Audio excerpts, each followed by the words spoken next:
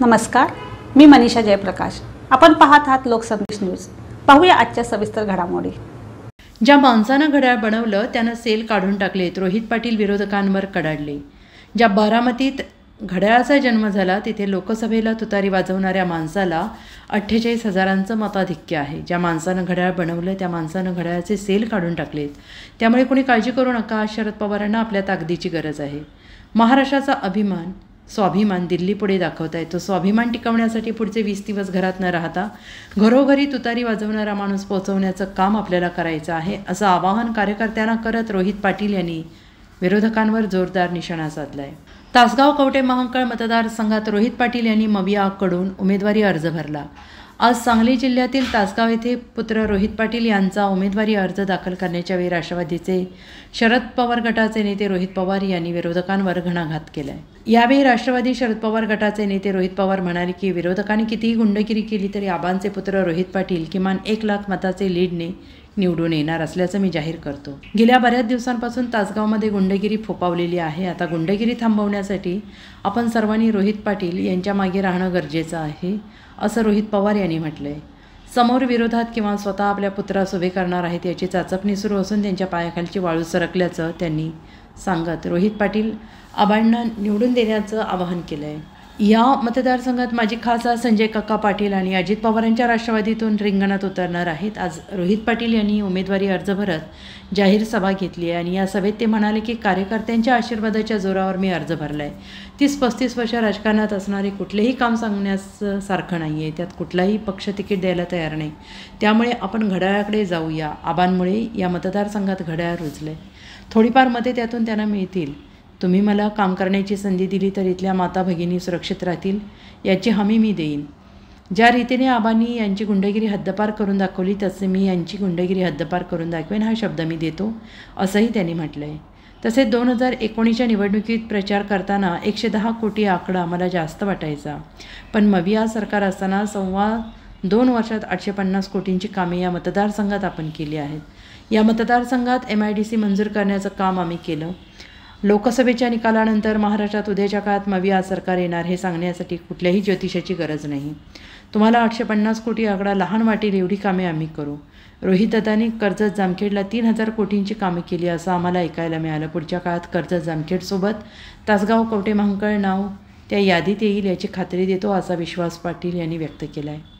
दरम्यान मी दिल्लीला 17 वेळा गेलो, येण्या जाण्याची तिकिटे पुरावा म्हणून काढून ठेवलीत। नितीन गडकरींना भेटून तासगावचा रिंग रोड मंजूर करून घेतला आणि इथे रिंग रोडवर कोणी बोलावं याची मी वाट पाहतोय। या मतदारसंघात 1 इंचही जमीन अनधिकृतपणे कोणाच्या नावावर होऊ देणार नाही असा शब्द मी देतो। सर्वसामान्यांना त्रास देणारा अजून या जन्माला यायचं आहे, पुढच्या 5 वर्षांच्या कारकिर्दीत दाखवून देईल। ज्या ग्रामपंचायतीतून विरोधक कारभार करतात त्यात आबाचा फोटो आहे। आमदार असताना खासदार असताना तुम्ही तुमच्या 15 वर्षांची कामे सांगायची आणि मी माझ्या 5 वर्षांची कामे सांगायची। खुल्या व्यासपीठावर मी चर्चा करायला तयार आहे, असं आव्हान रोहित पाटील यांनी संजय काका पाटील यांना दिलं आहे। आणि यावेळेला तहसील कार्यालयाजवळ नागरिक मोठ्या संख्येनं उपस्थित होते। लोकसंदेश न्यूज प्रतिनिधी अजय माणी यांचा रिपोर्ट। डोळे लागायचे।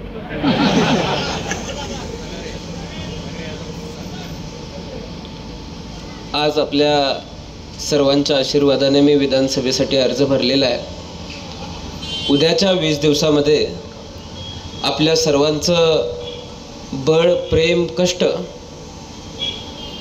जर मला मिळालं तर हा तासगाव आणि कवठे महांकाळ तालुका आबांच्या स्वप्नातला तालुका मी पूर्ण केल्याशिवाय स्वस्थ बसणार नाही। तुम्ही ज्या पद्धतीनं आबांवरती प्रेम केलं, ज्या पद्धतीनं सगळ्या कार्यकर्त्यांनी आपल्या घरातला मुलगा म्हणून प्रेम केलं, त्याच पद्धतीनं येणाऱ्या 20 दिवसात जर प्रेम केलं तर येणाऱ्या 5 वर्षामध्ये या तालुक्याचं नंदनवन केल्याशिवाय मी सुद्धा स्वस्थ बसणार नाही, एवढा शब्द मी तुम्हाला देतो।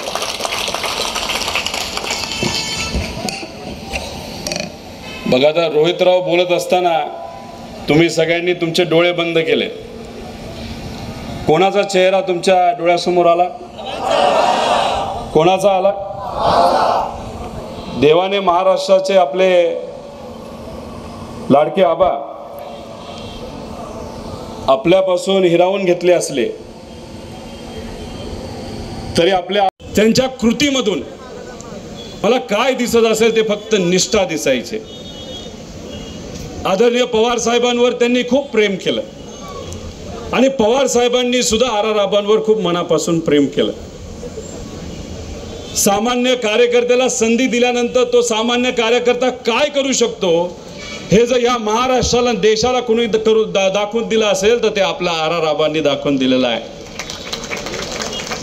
आदरणीय पवार साहेबांचं या भूमीवर, या मतदारसंघावर प्रेम हे पूर्वीपासून राहिलेलं आहे. पण या ठिकाणी या व्यासपीठावर आपल्या सर्वांना सांगतो की रोहित आबा या ठिकाणी उभे आहेत. त्यामुळे या मतदारसंघाचं पालकत्व कुणी घेतलं असेल तर आदरणीय पवार साहेबांनी घेतलेलं आहे.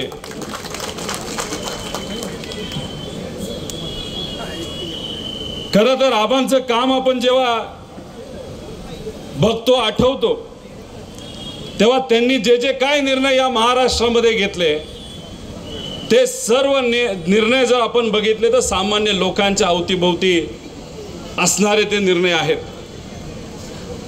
खरं तर निर्णय घेत असताना अनेक वेळा आपल्यावर दबाव येतो. काही लोक आपल्याला भेटतात आणि म्हणतात हा निर्णय तुम्ही घेऊ नका, आम्ही तुमच्या बरोबर राहणार नाही, नाही तर तुम्हाला आम्ही बघून घेऊ. पण आबा इतके धाडसी होते आणि फक्त सामान्य लोकांचा ते विचार करायचे म्हणून त्यांनी अनेक मोठे मोठे निर्णय तिथे घेतले. त्या निर्णयामध्ये सावकारीच्या विरोधात निर्णय जो त्यांनी त्यावेळेस घेतला त्याची आठवण आजपर्यंत सामान्य लोक करतात. हे आपण सगळ्यांनी तिथं बघितलेलं आहे. डान्स बारवर बंदी करणं याला सुद्धा धाडस लागतं. जेव्हा तो निर्णय त्यांनी घेतला त्यावेळेस त्यांना अनेक फोन आले, अंडरवर्ल्डचे पण फोन आले. सांगितलं आमचे सगळे व्यवसाय हे डान्स बार आणि त्याच्या निगडीत आहेत, तुमच्याकडे आणि तुमच्या कुटुंबाकडे आम्ही बघून घेतो. एखादा लेचापेचा व्यक्ती असला असता तर त्यांनी काय केलं असतं की लगेच निर्णय बदलला असता. पण या पवित्र भूमीमध्ये जन्मलेल्या आपल्या आबा कोणाचाही फोन आला तरी त्यांनी तो निर्णय मागे घेतला नाही. ते घाबरले नाहीत. नाही तर आत्ताचे गृहमंत्री म्हणजे काय निर्णय घेतात, कशा पद्धतीने काम करतात हे कोणालाच काही कळत नाही. ते गृहमंत्री झाल्यापासून आपल्या या राज्यामध्ये चोऱ्या वाढल्यात, महिलांवरचे अत्याचार वाढलेत, गुंडागर्दी मोठ्या प्रमाणात तिथं वाढलेली आहे. खरं तर म्हणायचं झालं तर आजच्या युगातले महाराष्ट्राचे धूर्तराष्ट्र हे कोण असेल तर ते देवेंद्र फडणवीस साहेब आहेत. त्यांच्या डोळ्यावर गुजरातची पट्टी आहे. फक्त गुजरातच्या नेत्यांना खुश करण्यासाठी न त्यांच्या मंत्रालयावर त्यांचं लक्ष आहे, न पोलीस प्रशासनावर लक्ष आहे, न या महाराष्ट्रावर लक्ष आहे. अहो दडपशाही इतकी मोठ्या प्रमाणात या महाराष्ट्रामध्ये वाढली आहे. तुमच्या मतदारसंघामध्ये सुद्धा मला कळतं दडपशाही आहे. मोबाईलवर स्टेटस ठेवलं तरी फोन येतो का नाही येत? जर एखाद्या सभेमध्ये आपल्यातले काही लोक गेली तर त्यांचे कार्यकर्ते येतात आणि धमकी देतात की बघतोच. अहो काय बघता? लोकसभेमध्ये इथे असणाऱ्या स्वाभिमानी लोकांनीच तुमच्याकडे लोकशाहीच्या माध्यमातून बघितलेलं आहे आणि हे सत्र लोकशाही पुरतं नाही तर विधानसभेमध्ये सुद्धा जाणार आहे आणि लोक इथं आपल्या रोहित आबा बरोबर प्रामाणिकपणे तिथं उभे राहणार आहेत.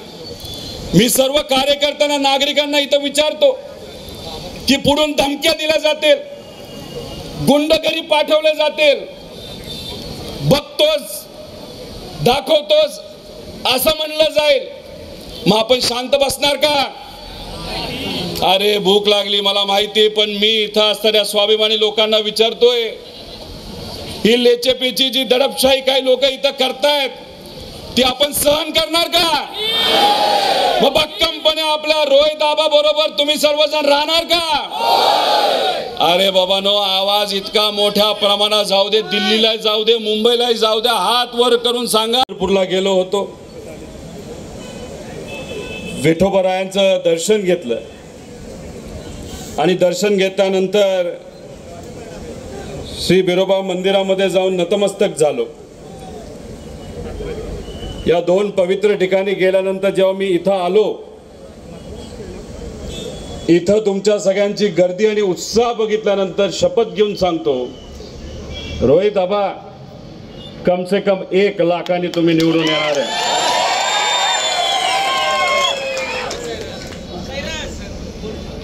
नेहमी मी आबांना भेटायचो.